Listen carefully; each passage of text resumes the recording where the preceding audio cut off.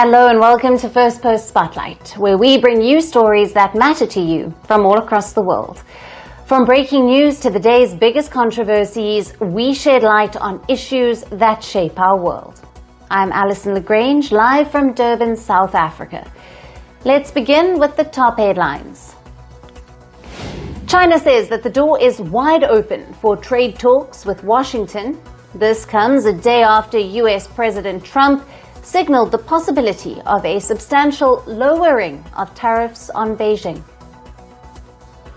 Iran's foreign ministry condemns the latest US sanctions targeting its oil network, calling the move a sign of Washington's hostile approach ahead of a third round of indirect nuclear talks. Yemen's Houthi rebels launched a rare ballistic missile toward northern Israel. The Israeli military claims to have shot down the projectile without causing any injuries. The head of the UN's nuclear watchdog calls for presidential-level re-engagement with North Korea as it continues to exponentially grow its nuclear program. And the European Union slaps Apple and Meta with a €700 million fine for breaking the bloc's digital competition rules, risking the wrath of US President Donald Trump.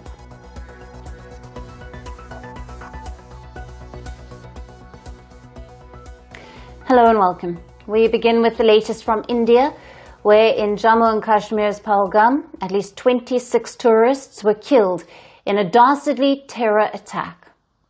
The terrorists affiliated to the so-called Resistance Front, an offshoot of the Pakistan-based Lashkar-e-Taiba, opened fire on a group of tourists at a picturesque meadow in one of the deadliest terror attacks on civilians in Jammu and Kashmir. Eyewitness accounts say that terrorists first inquired about the IDs and then fired at men from close range. Several tourists were also allegedly told to remove their clothes before being shot to death with an assault weapon. The situation in Jammu and Kashmir is developing rapidly as combing operations continue to hunt for the perpetrators. Let's take a look at the top developments so far. Following the attack, Prime Minister Narendra Modi cut short his Saudi Arabia visit and returned to New Delhi to take stock of the security situation. Prime Minister Modi assured all possible assistance to the victims of the attack and said that those behind this heinous act will be brought to justice and will not be spared. Upon landing in New Delhi, Prime Minister Modi held a meeting at the airport with National Security Advisor Ajit Doval and the External Affairs Minister S. Jaishankar. A high-level meeting of Cabinet Committee on Security is expected to formulate a coordinated response to the attack. Earlier in the day, Union Home Minister Amit Shah visited the site of the attack in Pahalgam. Shah underlined that India will not bend to terror and that the culprits of this heinous terror attack will not be spared. The Indian Home Minister, while inspecting the site, spoke to the security officials who briefed him on the details of the attack. Meanwhile, the Indian security agencies have released the sketches of 3 of the terrorists involved in the attack. At least 2 of them are believed to be foreigners. The agencies have said all of those involved in the attack are linked to the Pakistan-based Lashkar-e-Taiba. Reports citing security officials said 2 locals from South Kashmir, trained by Pakistan way back in 2018, were also involved in the attack. All are reported to be affiliated to the TRF, the Lashkar-e-Taiba affiliated terror outfit banned by India since January of 2023. The terrorist attack on tourists in Pahalgam has sparked widespread protests in Jammu and Kashmir. Traders in Srinagar's Lal Chowk have condemned the killings and have waved black flags. Organizations from across walks of life observed a shutdown across Jammu and Kashmir. At the same time, several newspapers published from Jammu and Kashmir printed their front page in black to express their anguish. The Pahalgam terror attack has also sparked global condemnation. US President Donald Trump, Russian President Vladimir Putin, and Italian Prime Minister Giorgia Meloni were among the first world leaders who expressed solidarity with India. US President Trump called Prime Minister Modi to convey his condolences. Trump expressed, quote-unquote, full support to India to bring to justice the perpetrators of this heinous attack. As the world leaders assure India of their support in its fight against terrorism, all eyes are now on New Delhi's response to what remains the worst terror attack on civilians in recent memory.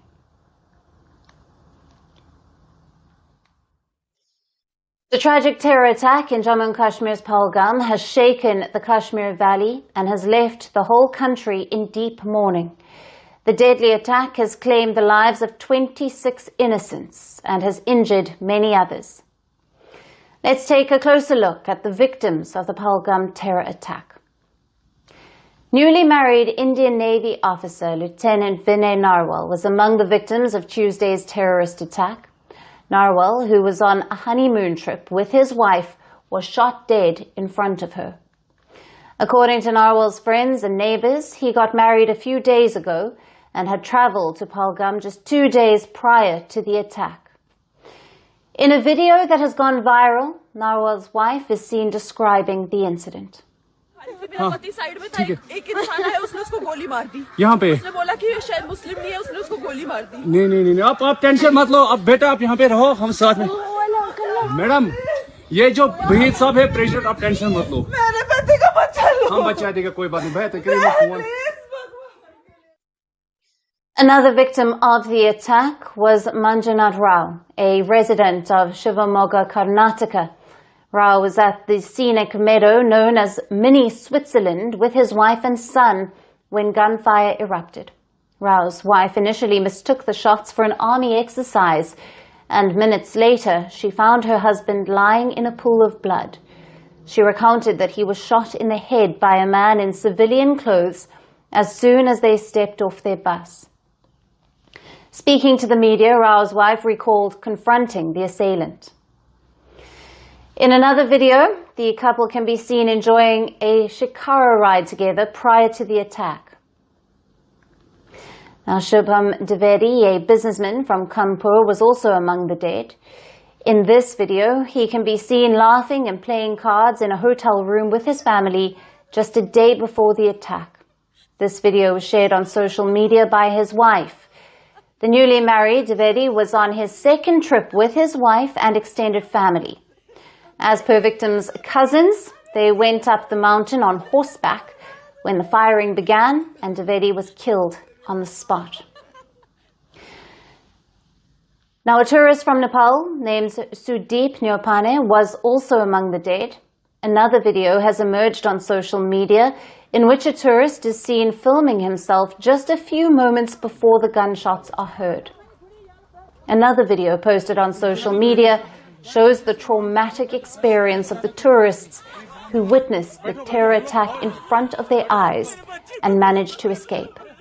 In the video, the tourists can be seen crying and pleading for help as the Indian Army officials come to their rescue. Soon after the horrific attack took place, Union Home Minister Amit Shah met with the families of the victims in Srinagar. Grieving relatives broke down in front of him and pleaded for justice, demanding that the loss of their loved ones not go in vain. The Home Minister consoled the grieving families and laid wreaths on the coffins of the victims of the terror attack. Home Minister Shah condemned the deadly terror attack in a social media post, saying that India will not bend to terror and the culprits will not be spared. Not just India, but the whole world is mourning the loss of innocent lives in the Pahalgam terror attack. We will keep bringing you the latest updates on this story as it develops. As more details emerge from the terrorist attack on the tourists in Pahalgam, it is being called the deadliest attack on civilians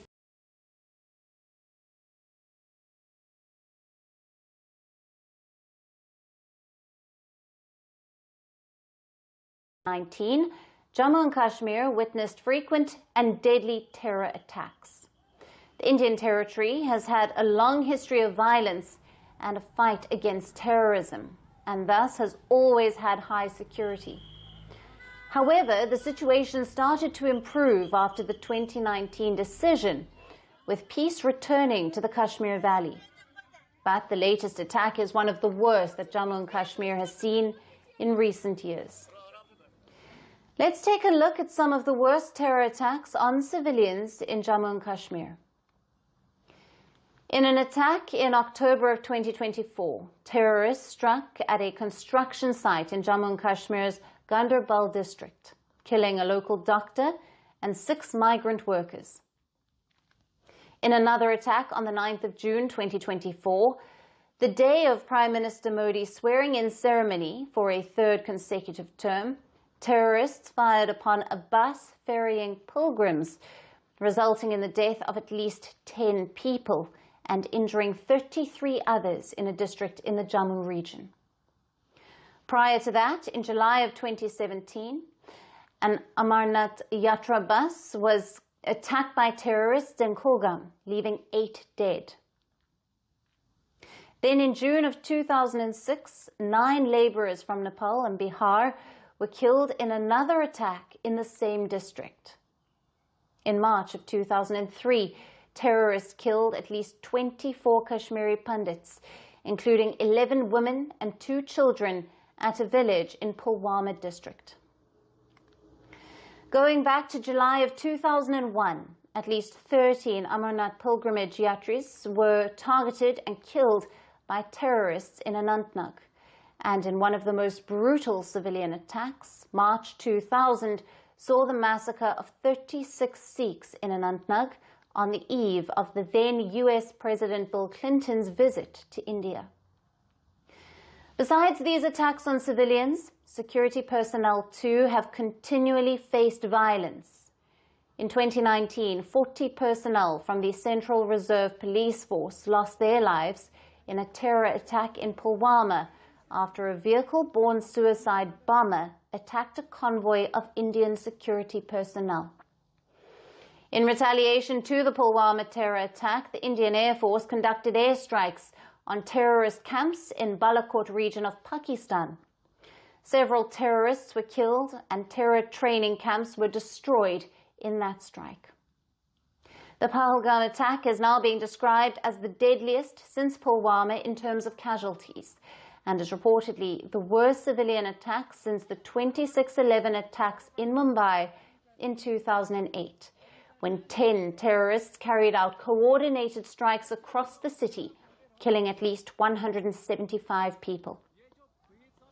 As authorities continue their investigation, security has been stepped up across sensitive locations in the region, and high-level meetings are underway to review the situation.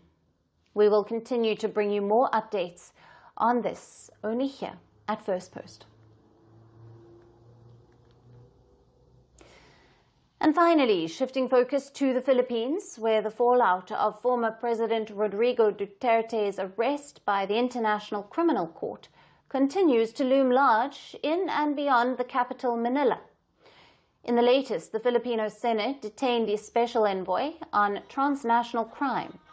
The official who handed over the former President Rodrigo Duterte to the International Criminal Court last month. The envoy, Marcos Lacanelao, has been accused of lying to the Senate about the proceedings related to the former president's arrest. The Filipino Senate said that the envoy testified evasively during the investigation of Duterte's ICC arrest.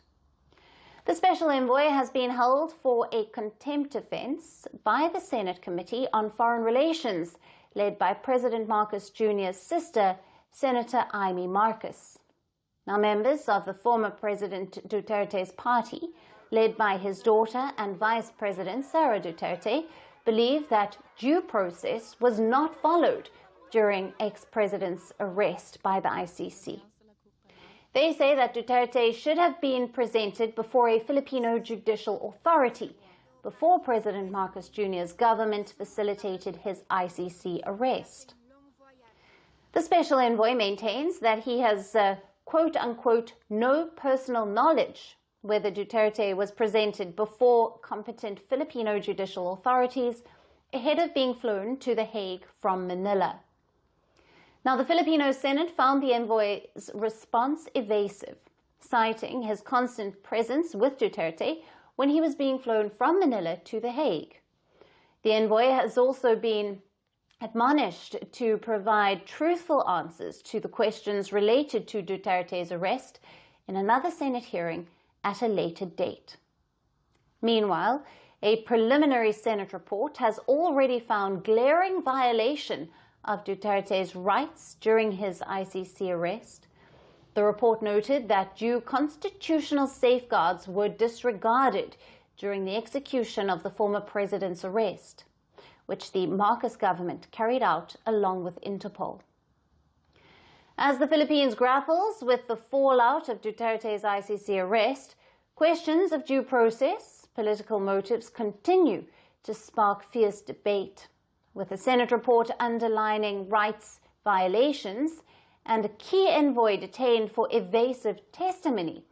Is this a quest for justice or a deepening political struggle? And that's all we have on the show for today. We will see you again tomorrow at the same time. Thank you for watching. Stay tuned to First Post. From breaking news to the day's biggest controversies, shedding light on the world's top headlines.